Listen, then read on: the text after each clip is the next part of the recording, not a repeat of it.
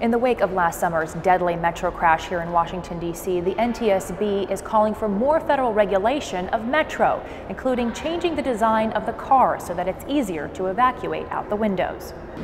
These accusations were made to the Ethics Committee, sir. I have no knowledge of that. Oops.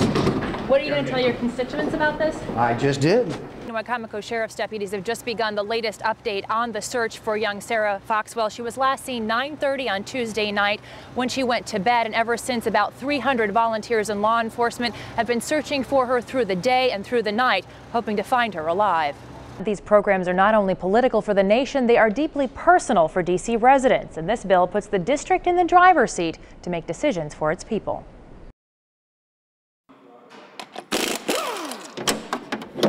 Gary Farber remembers well when consumers stopped buying American.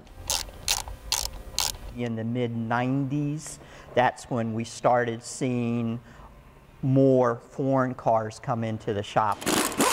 Last year, this GM-trained mechanic became one of them when he bought his wife a Lexus.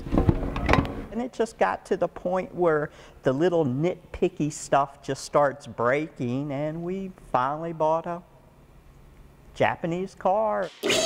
Gary says it may be tempting for Congress to let U.S. automakers fall on their faces, but he says consider this.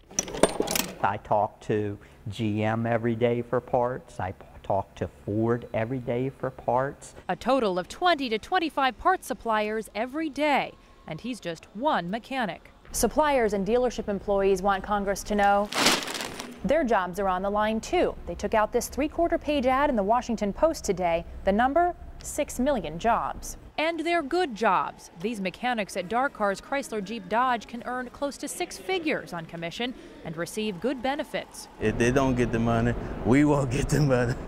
It affects, the guys that wash the cars. It affects the guys that run the factory lines. It affects, the industry all around. So with the big three begging for a bigger bailout, Gary Farber says if Congress doesn't pay now, it will definitely pay later. I think it's actually their last stand. They have to really either put up or shut up. The Gaithersburg neighborhood of Montgomery Village, the place where the feds say a crucial clue against Dr. Bruce Ivins emerged.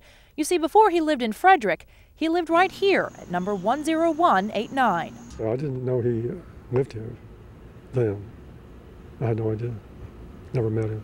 Court documents released Wednesday reveal Ivins had a fixation with the college sorority Kappa Kappa Gamma. Investigators say the anthrax-laced letters were mailed from a postbox just outside a Kappa office in New Jersey.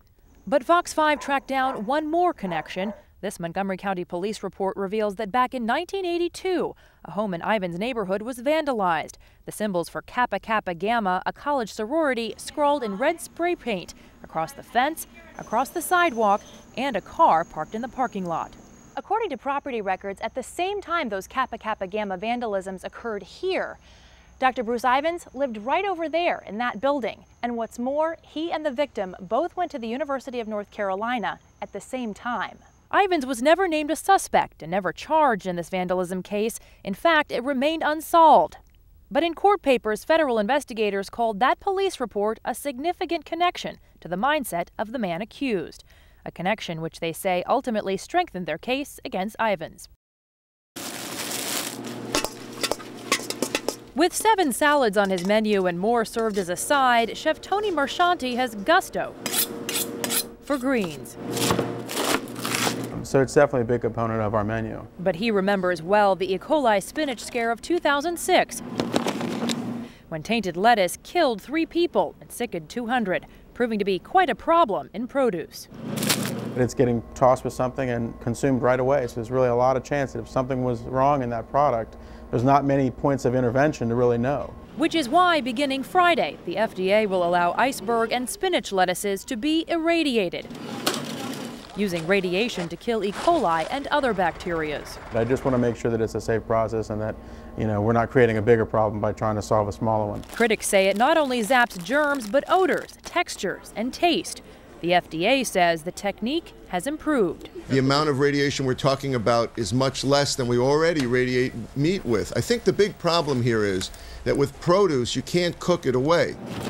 The next step will likely be getting romaine on the FDA list. So back salads like this one can be irradiated too. But is it on the menu for diners? But I personally would like to know whether my food is irradiated or not, because I actually personally would probably choose non-irradiated foods. I think it's good from a public health standpoint, and I think a lot of people are really worried about the state of our food supplies. So next time you grab a forkful, consider this. What's a safe salad worth to you?